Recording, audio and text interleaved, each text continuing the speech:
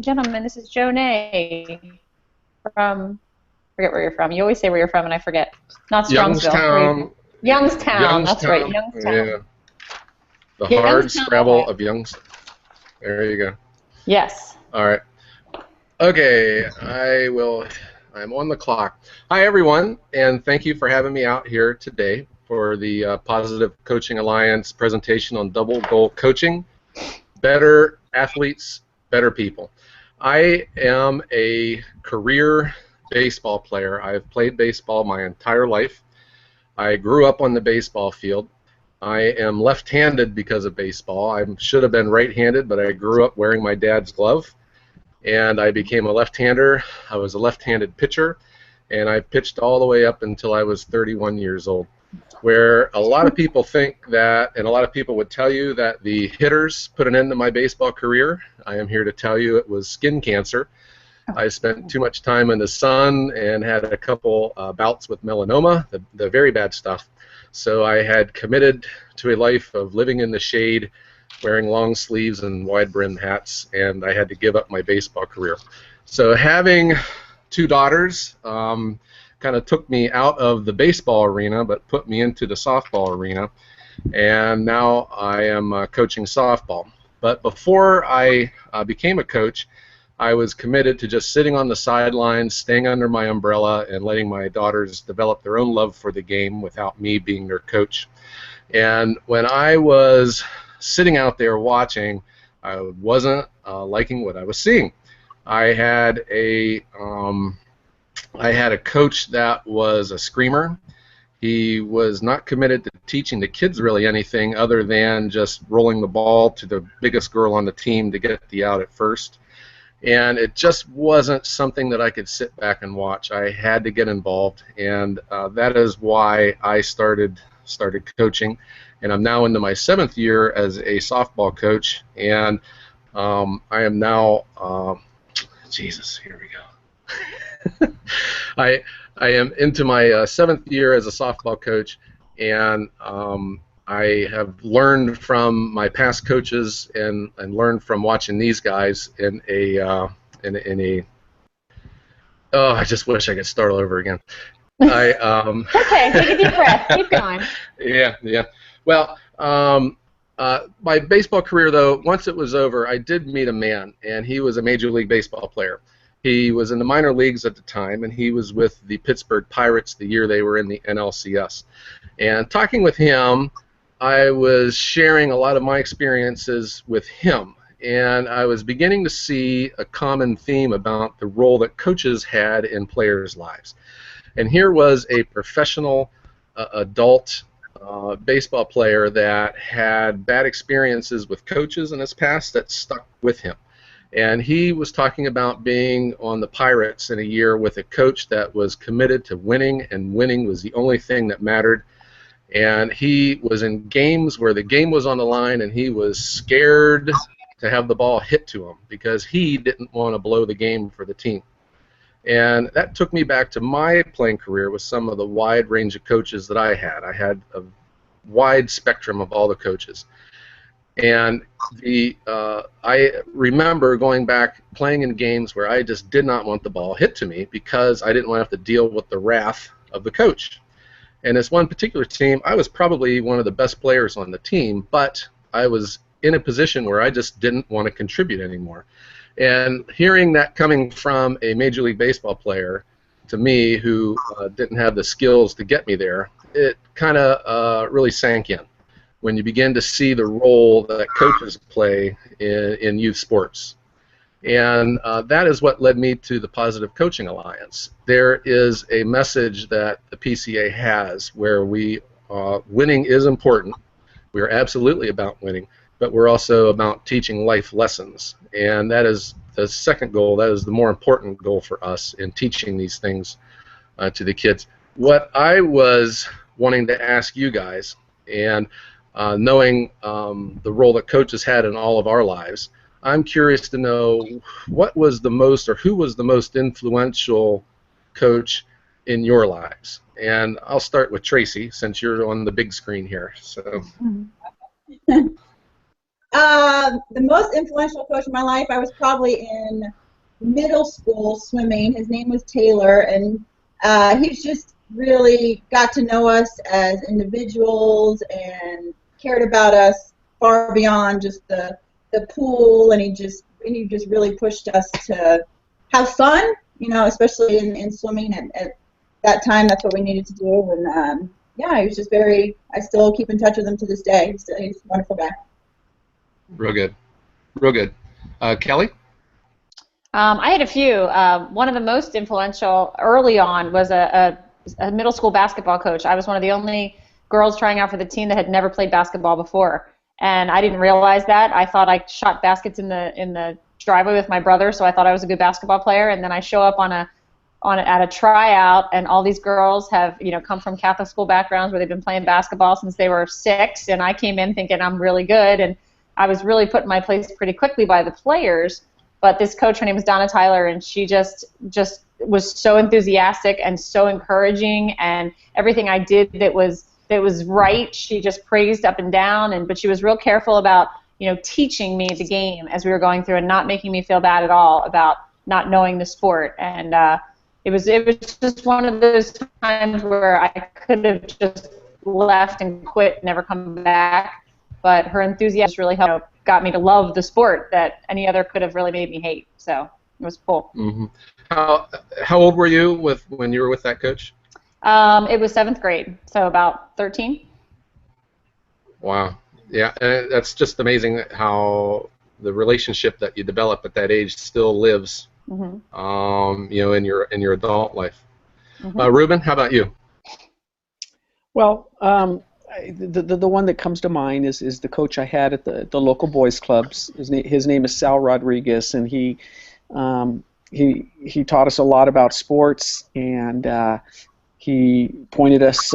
He tried his best to point us in a good direction in life, and many of us, 50 years later, literally 50 years later, we're still in touch with him and still consider him a mentor, and are still very grateful for the impact that he's had on our lives. Real good. Well, it's good to hear all of these stories, and the thing that I think is important for all of us to remember as we go through this workshop is you are that coach now to one of these children on your team, one of these kids in your life. So knowing that you are going to play such an important role in these children's lives, wouldn't you want to be remembered in a good way instead of the coach that only cared about their child, or the coach that didn't care anything about winning and just wanted to have a good time, or the coach that was just on the other end of the extreme where they were just wanting to yell and scream and make it a miserable experience for everyone.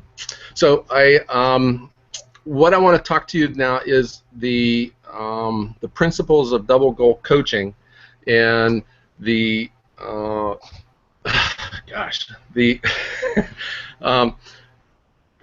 how was that for a transition there? I want to talk about the Elm Tree of Mastery, and I have the Elm Tree of Mastery is an acronym which stands for E for effort, L for learning, and M for mistakes are okay. When you are, since you guys are all coaches, have any of you ever had any instruction on how to motivate your players? Anyone? Raise a hands or thumbs up, thumbs down. No, I guess not. Yeah. That's what, when you begin coaching, you're always wondering about what drills that you run, what techniques do you teach, how do you find the best players, but really we never spend any time wondering about what's the best way to motivate players. And I think a lot of times we just fall back upon the coaches that we've had when we were young and when we were growing up. I think that's where you start seeing a lot of the parents where they begin the yelling and just identifying on the negative things that kids are doing instead of focusing on things that children can do, players can do to improve, and what we call mastery, which is effort, learning, and then teaching and learning from our mistakes that mistakes are okay. What I want to show you is a video on our PowerPoint presentation of Rick Tully. He is the coach from Marshall, and this was the video. This was the movie of We Are Marshall. Okay. I tell you, I get the lowest technology stuff from these guys here. Okay. Yeah. But did you hear the quote of Coach Tully where he said, "I will not lose with you"? Isn't that a very powerful statement to say to your team? What is a coach telling their players when they say that "I will not lose with you"? Kelly? I think he says, like, I will not accept losing with you, which makes me feel like he's just disconnecting himself from the team. That, you know, their performance has nothing to do with him as the coach. He's just, you know, kind of turning his back on them and saying, this is not what I coach you to do, so I'm angry, I'm upset, and I'm not going to be connected with you. Yeah, it's like everything that you do just doesn't seem to matter unless you win, right? Here's another movie clip that I want to show you from the same movie, and this is Matthew McConaughey as playing the coach of Jack Lingle. Okay. All right. Okay. In this, can you see the difference between the two coaches, where Jack is talking about their effort, how they focus on their effort, and if they focus on their effort, they cannot lose. Can you see how these two style of coaching can contrast? What we call this in the PCA is a win at all cost culture or the mastery culture. And in this case, here we go again. Not culture focused. Okay. We have where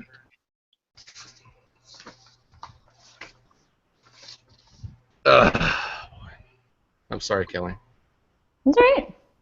Hey, Joe. Yeah. Joe, can I ask you a question? Sure. But first, I want to tell you I'm really enjoying this. I think you're doing a lot of good things. Okay, it's imperfect. Of course, it's imperfect. Joe, are mistakes okay? Why, yes, they are. They are. So we flush them. And we move on and we keep playing. I think you're doing a lot of wonderful things, Joe. Come on. Yeah. Okay. Yeah. I gotta switch my. So comparing the win at all cost culture versus the mastery culture, I want to point you out to this slide, which is the comparing these two, where the scoreboard definition focuses on results, where the mastery definition focuses on effort. Where a scoreboard mentality focuses on comparison with others, the elm tree, the mastery definition focuses on learning. Where the scoreboard would say that mistakes are not okay, the mastery definition says that mistakes are okay. And I really think that's a powerful statement for a coach to tell one of their players, that making mistakes is okay. And this reminds me, I have a player on my team currently.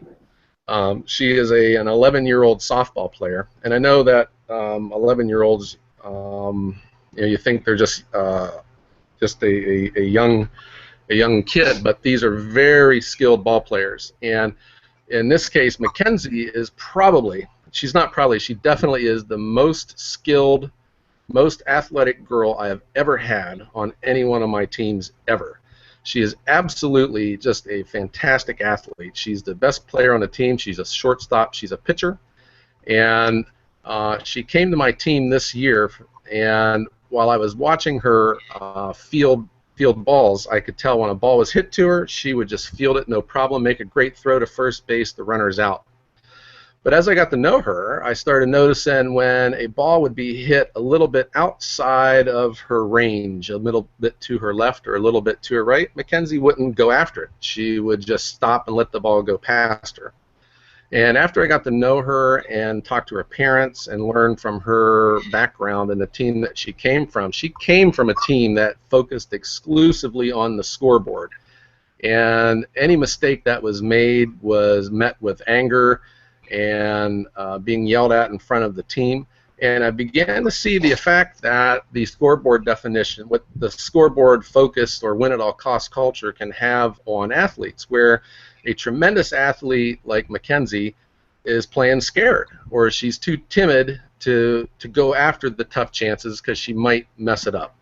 And just when I realized that, it took me back to when I was a ball player, where I felt I was pretty good, but I was on a team with that coach that was keeping me wanting to be in the game when the game was on the line. So that was something that that really hit home with me. And so here's what I did with Mackenzie. I recognized to her that she is a great athlete, but she can get to be so much better if she focuses on her effort. And what I did is I promised her that she will never get yelled at, and she could make every error from now until the end of the season, and I would literally not care. What I was wanting to get from her was effort. I wanted her to learn. I wanted her to make mistakes and learn from them, and she would become a better ball player because of it. And now, midway through the season, I can tell you right now, we're seeing it already. She is having a lot of fun. I'm watching her dive for balls that she's never tried for in the past. She's got the dirtiest uniform on the team, and she plays free. And it's just real exciting to see a good player who's good enough that can get so much better by focusing on mastery instead of worrying about the outcome. So I'm sure that you, all three of you, have someone on your team right now that may be a Mackenzie on your team. And you know, if you see something like that, if you can focus on effort, teach them about the virtues of effort and learning and playing without fear of making mistakes, their performance will get much better, and your team will win more. When you look at the world of sports psychology, this is really, in essence, what they're talking about. You don't worry about the things that you can't control. You worry about the things you can control, and effort is certainly one of them. And when you look at teams that focus on the scoreboard, you begin to see all of the things that people can't control. They only focus on the things that they can't control, like the outcome, the competition, the referees or the umpires. If you turn the slide here, if you focus on effort, learning, and mistakes are okay, the player's control goes up, their anxiety goes down, their self-confidence goes up. Turn the slide, and you will also find that your players will work harder, because now they have been given permission to try, to give effort, and to make mistakes and to learn from them. So since that's what I did with Mackenzie, let me run a scenario past you. In this scenario here, Jesse hangs his head every time he misses a shot, and as a result, he doesn't get back on defense. At the beginning of our course, you were handed out your Power of Double Goal Coaching textbook. And if you would turn to page 22, we have given you a whole number of tools, techniques that you can use for this kind of a situation. So in this case, where Jesse is a little bit like Mackenzie, if something goes wrong, he starts hanging his head and he starts trying. What are some things that we could do to help Jesse forget these mistakes and move forward? Good. Give him like a thumbs up. Tell him, you know, keep going. We're still in this game. Mm-hmm. How about? I'm sorry. I said no. You can give him difficulties, Tracy. from the sidelines. Uh-huh. Yeah, Joe, Anyone? I like Tracy's idea. I mean, I think this is an athlete that would benefit from encouragement, um, and along with that encouragement, letting the athlete know that there's lots of ways he or she can help the team, whether the shots are going in or not. There's lots of ways you can help the team, and not only do we want you to help the team in those other ways, we really need you to help the team in those other ways. Mm-hmm. Yeah, the one tool that we could reference is called the mistake ritual. It's on page 23. And this is where you could give them a visual cue to help them flush their mistakes or no sweat. Um, Anything that you can do to get the team to accept it, to have fun with it, but it allows the player to put the past behind them and focus on the next play. And that is the Elm Tree of Mastery. Kaboom. Thank you. That was 78 minutes and 12 seconds. Right on the buzzer. Good job. Yeah. Well, your timing is good. I made a number of observations on my own here, so I think you're probably going to be harder on yourself than we are, Joe. And I think that's something that happens a lot. But I think again, this is a great format for us to do this. But we all know it's not the best format. The best format is for us to see you live with a real PowerPoint that you can click and go forward and do it, not have to worry about fumbling papers and things like that. So I think one of the best, just right off the bat, I think one of the best tools you're going to have in your pocket is to scrap the notes and speak from your heart about what you know. And I think right now you're relying on your notes and your papers and your pages, and it's almost detracting from your personality because you don't flow yet, but you will get there, and you will know it so well that you're not going to have to fumble with anything. You're just the next slide's going to come, and you're just going to have your story ready to go in your pocket, and you're going to be able to be Joe. You're not going to worry about saying things right or transitions or things like that. So, I really believe that. I don't know, Ruben, do you mind if I start, or do you want to? I don't mind. If there's time, I'd like to mention a couple things. Sure. Yes. Absolutely. We gave a lot of the feedback from last time. I think you definitely, again, I love your stories. I think you're one of those people that you have a different personality when you tell a story than when you're talking about the principles. I think you are very genuine. You have a great conversational tone when you tell a story, and then you kind of go back into presenter mode, and you go through the principles, and it's very methodical. But then you tell a story, and you can smile, and you're talking about a player, and you can see, you make eye contact, and you're much more connected to the audience when you're telling a personal story than when you're going through the principles. My suggestion would be, how can you make the principles as realistic as your stories? If you can find a way to take that information on the slides and get us to be engaged in that as well as your stories and the way you tell it, I think that would be the perfect balance for you.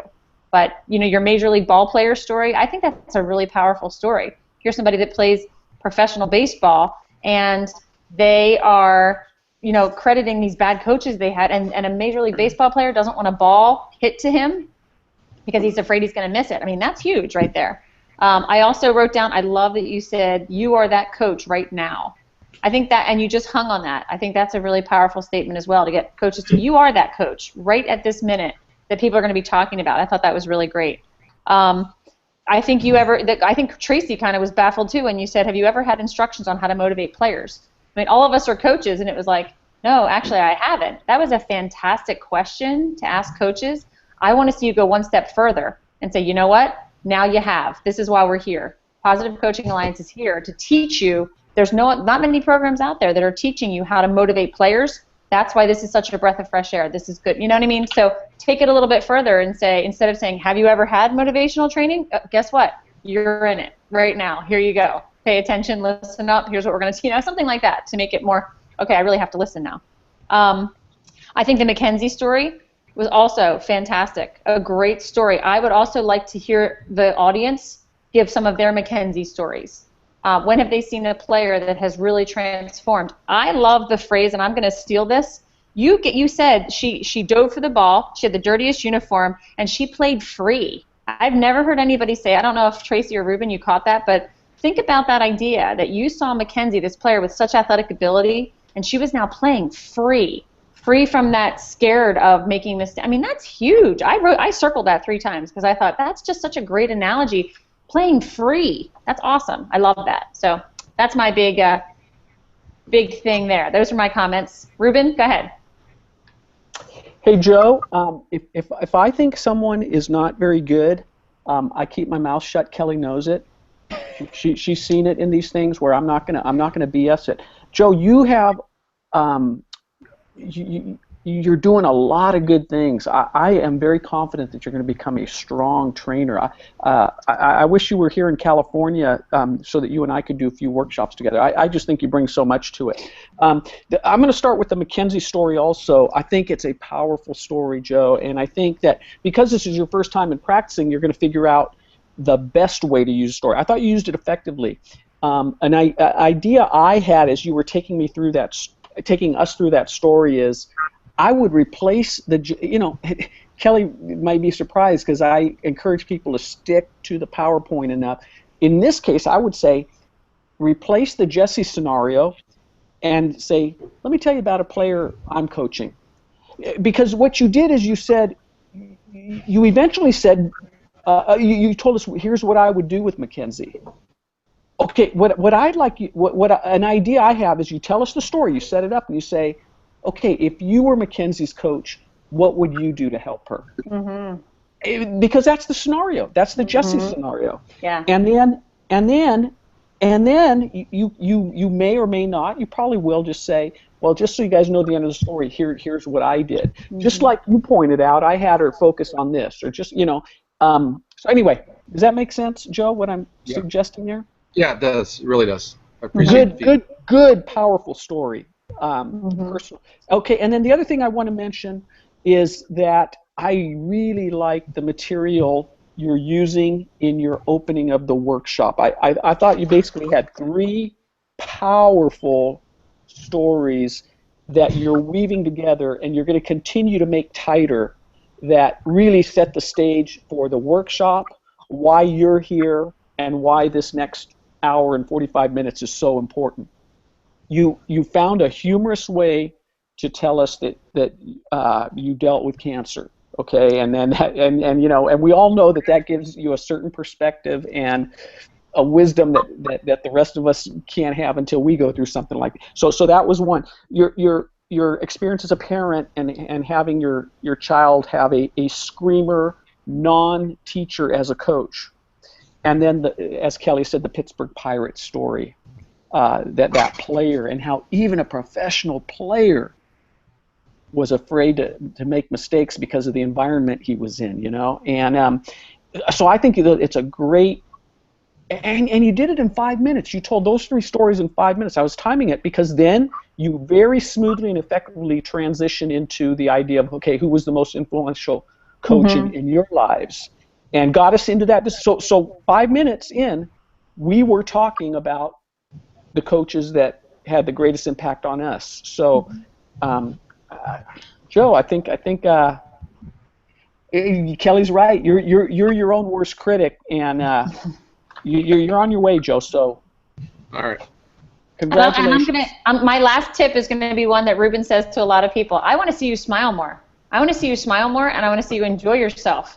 Because, as I said, when you're telling stories, you're alive and you're smiling. When you're giving the facts, you have like a serious face, and I just want to see you just lighten it up and just enjoy what you're doing, because if you're light, then when you're telling a serious story and you change your mood, it will get everyone in your audience to be more captivated.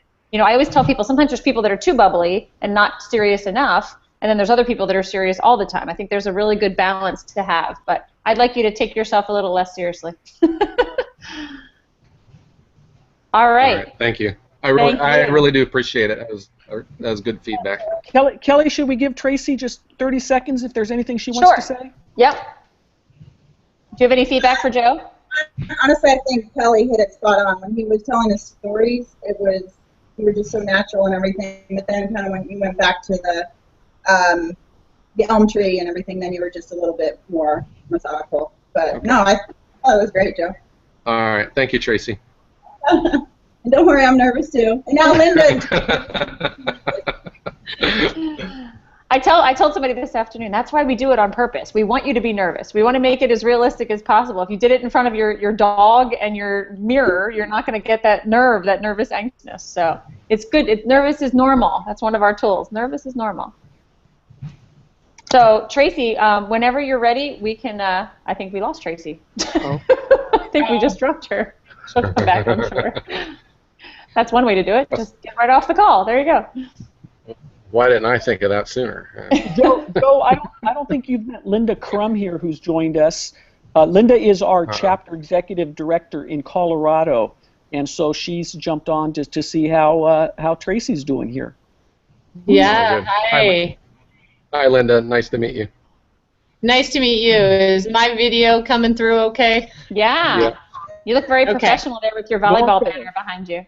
Well, I'm actually in the coach's room of our gym, so. It looks good. It's a great way to start a workshop, Tracy. You can just drop right out. That's fine. Yeah. I'm going to stand up just because that's more comfortable for me. So, can you guys hear me? Yeah, it's a little harder to hear, but try to talk a little bit. I can stand closer. Okay. I don't mind you standing. I think it's great, but it's a little harder to hear you when you're way back there. Okay. And I have my PowerPoint behind me, but that's obviously more for me to kind of keep me on track. Mm-hmm. So if you want to text, I have that up too. But anyway, so you've already introduced me? Well, what we would do is the partner would introduce you. This is Tracy Whitted from University of Colorado, swimming background, coach, awesome. Woo, yeah, go Tracy. Hi, everybody.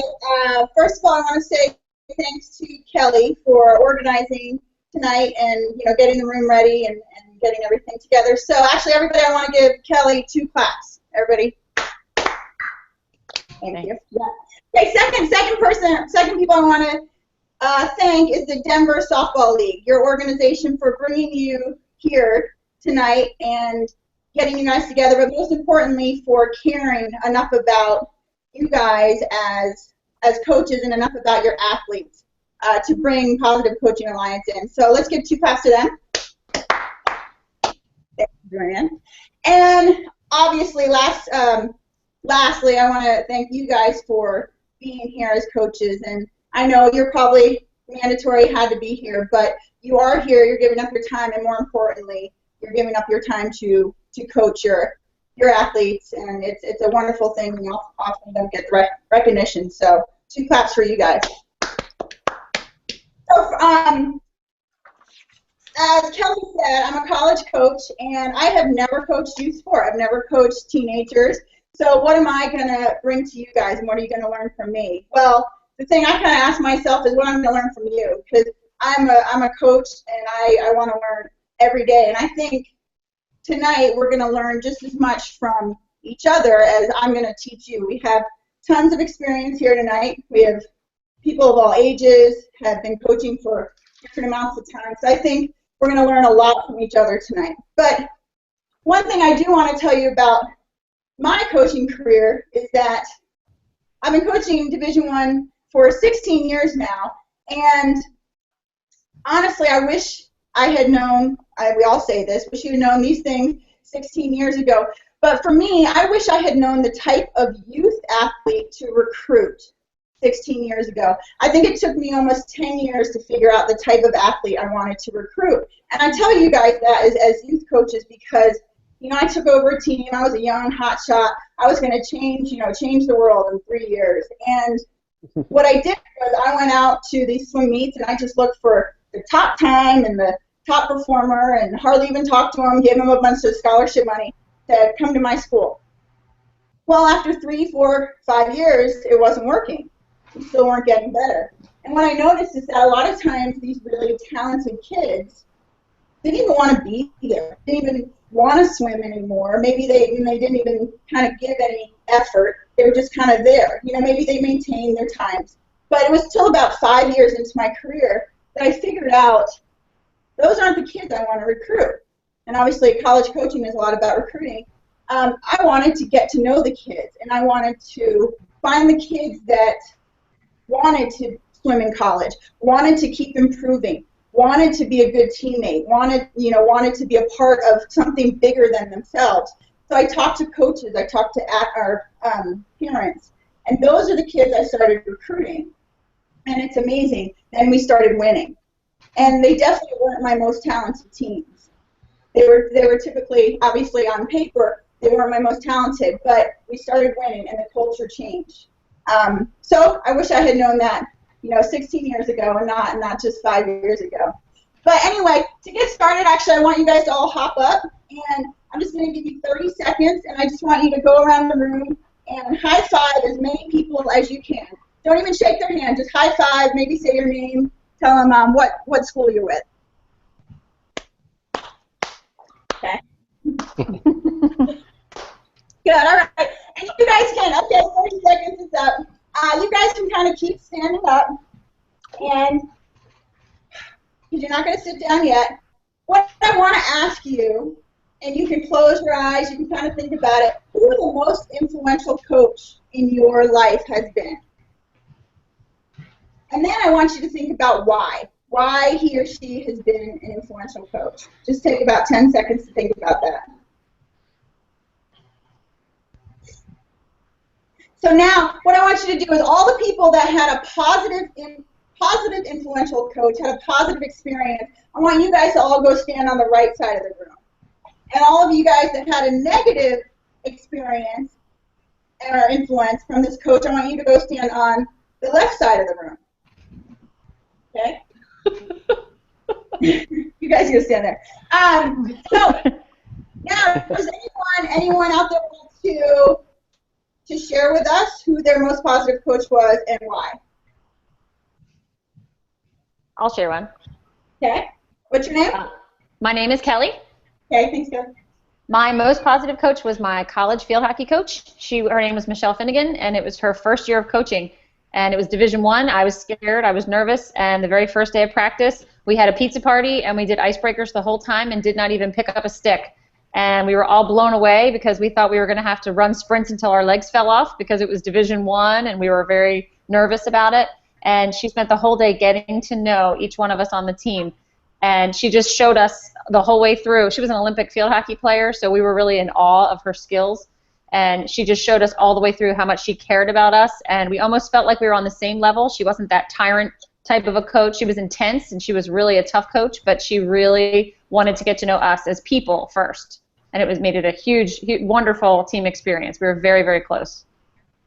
That's awesome, Kelly. Thanks, Kelly. Everybody give Kelly 2 claps. Anybody else want to share? Well, Kelly? I'll share. Okay. I had a really great coach too who the biggest thing that struck me about her is all the extra things she did that didn't have to do anything with being in the gym. The way she cared about what I did academically, she took me to watch teams play and players that were better. But then on the other side of it, when it came to being in the gym, we ended up being undefeated that year at the state tournament, so she knew what she was doing on the court as well. That's awesome. Thanks, Linda. So, does anyone have a negative experience or negative influence that you want to share? So, as we can see, or you do, okay. Go ahead. Me? Oh, okay, Yeah, go over. Joe, did you want to go? No, I'll go after you. Mm-hmm. Okay. My junior college volleyball coach was a bad role model. Let me just say that, bad role model. Not a good influence overall. Not a model. Yeah. Okay. Thanks, Ruben. Joe, did you have one? Yeah, my high school football coach in the locker room, right? This was before the days of computers and smart boards. We had one of these old-fashioned chalkboards that was on the wooden easels, and you could write on one side and then flip it over and write on the other side. He put his fist through that chalkboard at halftime of one game because we were stinking it up in the first half. I will never forget that. Yeah. Well, thank you guys for sharing that. And I just want you to ask yourself how you want to be remembered. And I think if you're not asking yourself that as a coach, you're missing a great opportunity to make impact on the lives of these kids. And I just kind of think, what if in 10 years I'm doing this workshop with your softball kids that you're coaching right now, and what if all 10 of them or 15 of them on the team stand on the right side of the room and say your name? Like, how awesome would that be? So, you guys want to go back to your seats? So, first thing I want to ask you guys is, what do you think about, what's the first thing you thought about when you heard Positive Coaching Alliance? Just shout it out. Kumbaya. Yeah, happy. Yeah. Sportsmanship. I did too. I thought about rainbows and unicorns and all that stuff. Actually, I knew Linda was in it, and I was like, I can't believe she's in it. But that's not what PCA is about. PCA is about they want to win. It's striving to win, but teaching life lessons as you go. And as you can look at, I have the advisory board up here. Every single one of these people are probably the most competitive person you'll meet. I'm the most competitive person. I'm competitive in all my yoga classes. I do the best warrior 2 out of anybody. What Positive Coaching Alliance, we want to mesh these two together. So if you want to look at the PowerPoint, this is where we kind of move into the double goal coach. And that's what you're here for today. And with the double goal coach, and I have to say it slowly because it's a tongue twister, we have striving to win and teaching life lessons. And can anybody tell me what they notice about the 2 circles? They kind of overlap. Mm-hmm. Yep, they overlap, but they're also the same size. So we still want to strive to win always, and we want to teach life lessons, but they constantly need to overlap. Okay, one's not more important than the other. They're constantly overlapping. And I always think of a good example, John Wooden, obviously he's famous, one of my coaching idols, Pat Summitt. They never talk about winning per se. They talk about giving best effort. Pat Summitt always talks about competing, but you never hear them talk about winning.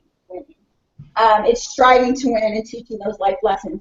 So with PCA, we've got the development zone, and I'll just go through those quickly. But we have 4 different areas: single goal leader, and we have the second goal parent, where they focus on the life lessons and teach, or let the coaches deal with the winning. We have the triple impact competitor athlete, and then you guys as the double goal coach. And the goal of it is to get all 4 areas on the same track. And what that does, that's when you're going to change the culture. Okay, so that's what Positive Coaching Alliance is all about. But today, obviously, you're here for the double goal coach. And we have 3 principles with the double goal coach, what we're going to go over today. The first one's the elm tree of mastery. The second one's filling the emotional tank. And the third one's honoring the game. So the first thing I want to do is I want to watch this video. And I will make you guys watch it. But it's the first video. And so what I want you, what do you guys notice in this video, in this locker room? Kind of sullen. Team looks scared. Somber, almost like a funeral. Yeah. How do you feel when you see this video? I feel dread. Yeah. Doom. Yeah. I kind of think of, is he motivating them? I guess that's a good question for you. Is he motivating? Yeah. Yeah. How is he motivating? Fear. Fear. Guilt. And fear can motivate, but typically fear is a short-term motivator. So next one I want you to watch is another video from Where Marshall, Matthew McConaughey one. So after watching this one, what do you notice in this one? What's different about this one? I feel inspired. I sense hope. Mm-hmm. And how do you feel? I mean, do you feel like, or who do you want to play for? I should ask. Second coach. I'd like to play for Matthew McConaughey personally. I'm with you, Kelly. Uh-huh. I agree. And yes, you're exactly right. And you probably won't have the little birds chirping or but I just think it's cool if at the end of the season you might not have a winning record, but if all of your athletes know that you believed in them, like Matthew McConaughey is showing in this video. So in the Elm Tree of Mastery, we're depicting those two kind of coaches. The first coach we saw was a win-at-all-cost coach. And then the second kind of coach is more of the Matthew McConaughey. It's the Elm Tree of Mastery coach. And we have some definitions. So for the Elm Tree of Mastery, the scoreboard definition would be results. Okay? Where the mastery definition would be effort. So does anyone want to give me an example of a difference between a result, like win-at-all-cost coach versus an effort coach? Well, I think it's the one we just saw. He knows that they gave a great effort. He told them, and yet he says that's not enough. And actually, it doesn't really matter. Yeah, and I think we want to teach about giving 100% effort. And I think we can relate to it. You don't wake up, in 10 years and say, hey, I'm going to give 60% to my marriage because you know what will happen there, or tomorrow I'm going to give 40% of my effort to my son and 60% to my daughter. It doesn't work. So I think that's the life lesson is teaching to give 100%, even though you might still not win. And I also think vice versa. If you think of a softball game where you guys are up 15-2, probably mercy rule or something, but your team was kind of walking in and off the field and kind of just jogging around the bases and everything, do you feel good about that win, even though you won 15-2? No. Probably not. Probably not. Hopefully you're gonna feel. I don't think you come off as a success with that. So next one, the next scoreboard definition would be win-at-all-cost coach would be comparison with others, whereas a mastery definition coach talks about learning. And when you think about comparison with others is there's nothing that you can really gain from it. And a great quote, I have to look at it, is from John Wood, and he says, never try to be better than someone else. Learn from others and try to be the best you can, which I think is a pretty powerful quote. But I think the learning, we can learn every single day. We can learn. You might not win on the scoreboard, but what did I learn? What did I do better this week than I did last week? Does anybody else have an example of kind of learning, even though you might not win in the game? Well, in swimming, I would think, I don't coach swimming, Tracy, but I would imagine that there's such a thing as getting faster as a swimmer and making great progress and yet not winning a race. Sure. Mm-hmm. No, you're exactly right, and you can talk about working on the flip turn or working on the start, but you might get individually better. You still might not have won the race. Okay, and comparing yourself with others, I mean, you have no control over that. Now, you can say you can learn from others. You can learn positives and negatives, but you don't need to compare yourself to them. So the third definition we're going to look at on the Elm Tree of Mastery, the win-at-all-cost coach, mistakes are not okay. Kind of like that first coach you saw in the video, versus mistakes are okay. Can anybody give me an example of what a coach would do when a mistake isn't okay? Oh, run sprints. Run sprints, yes, exactly. And then one that from mistakes are okay. Keep encouraging the players. Yeah, encouraging. Mm-hmm. Yeah. And I ask you guys are softball coaches, what's a good batting average in softball? 800. Realistically. Yeah. If you know of any, please send them my way. Well, I don't know about softball, but in baseball, if you're batting over 300, you're among the league leaders usually. Yes, 300, 400. That means 6 to 7 times out of the times you get up to bat, you're failing. So we've got to make them know that mistakes are okay and you can bounce back from them. Another great John Wooden quote is he always says the team that makes the most mistakes wins. And can anyone say why? Why he believes that? Because they're trying. They're trying different things. They're pushing themselves. They're giving maximum effort. Exactly. So actually I want everybody to hop up right now. And I need a volunteer to come on up to the front. So I'll pick Kelly. Thanks, Kelly.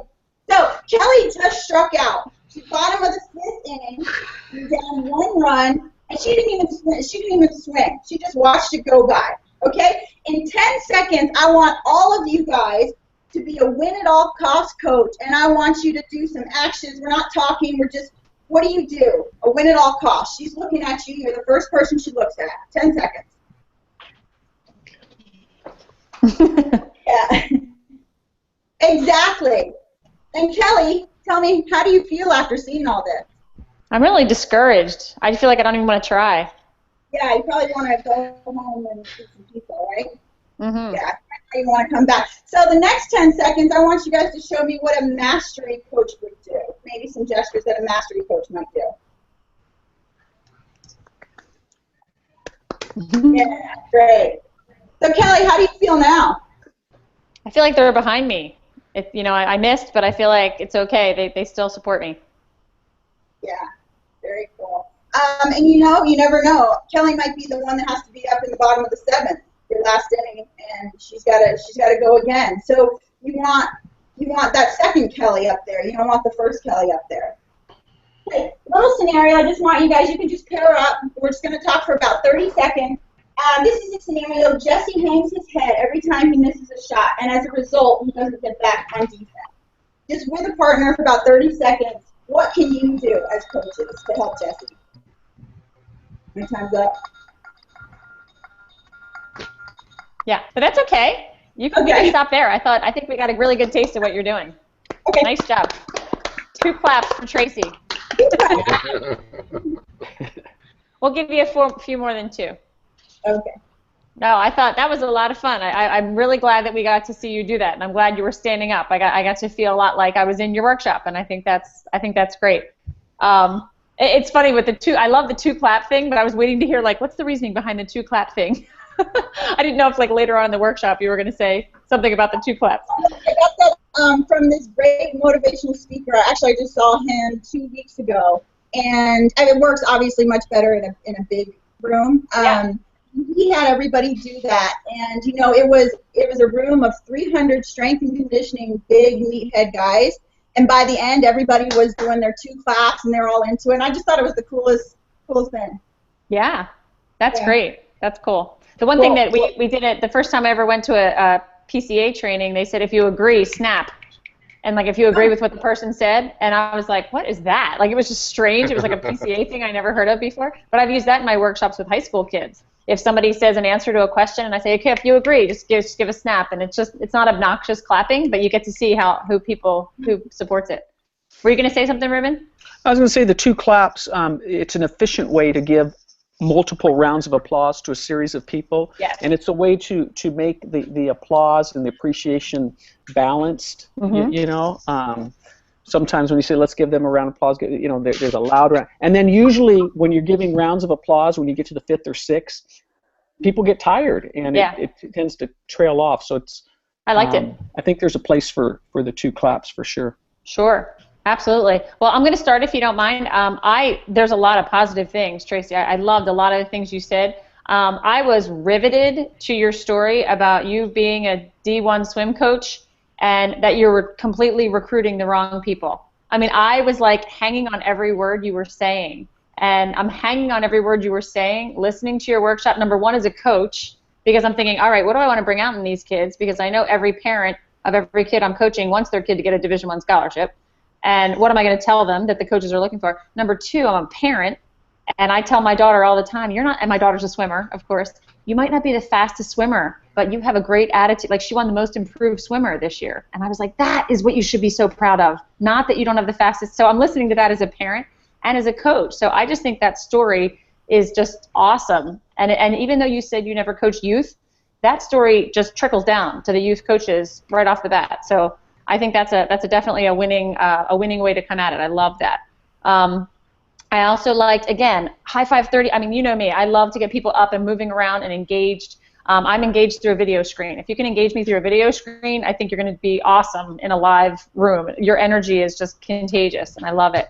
And I like the way, too, you've got people, negative. If you've got a negative coach, go to this side. A positive coach, go to this side. I think that's really a great way to do it, because 99% of the time, everybody thinks positive. If you give them a choice, I think you're going to get a more balanced room of negative coaches that have had an effect and positive.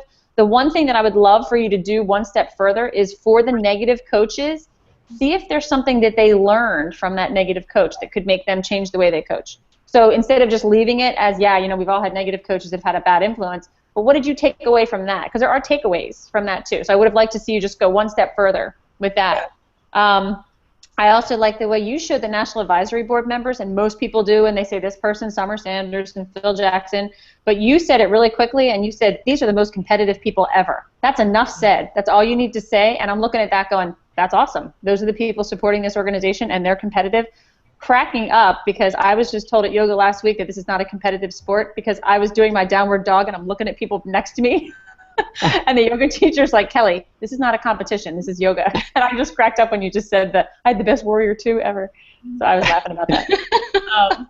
Loved the same size circles, never heard that before, with the win at all cost and the winning and life lessons. I never even thought about the fact that they were the same size. Awesome observation and very, very powerful. I thought that was great. What else did I say? Oh, John Wooden quote, we all, in the sports world, a lot of times, this is just something someone pointed out to me years ago, everybody doesn't know who some of these famous names are. So when you say quotes from people, or you brought up like this coach that only talks about positive motivation, things like that, be careful when you name drop to just put in a little, John Wooden, one of the most successful basketball coaches UCLA has ever seen.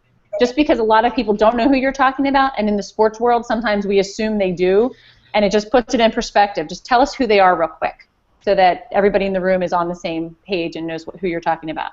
But as I said, I thought you did a fantastic job. I was very engaged. Thank you. Yep, Ruben? Yeah, Tracy, I'm not going to repeat, because I had very similar notes to Kelly, so I'm going to just mention a couple of ideas. Except for that, I do want to say the way you handled the most influential coach discussion, I just really thought that the whole thing was well done, and you knew exactly where you wanted to go. Even at the very end, when we were already sitting down, you said, "Okay, now you can all go sit down." So you were still in that mode, which I thought was fantastic. Yeah, and the ending comment, when your kids are here, when they're adults and they're coaches and they're here, wouldn't it be awesome if all 15 of your kids are over here on this side? I really like how you wrap that whole thing together. So two ideas or questions. At one point you asked us, those of us who were on the negative coach side of the room, if anyone would share. Do you remember what happened when you asked that question? Well, it took a while first. It took a while, and then what happened? It did take a while. And okay, let's define a while. What are we talking about when we say a while? It was only a few seconds. But It was maybe three seconds, okay? And what did that cause you to do?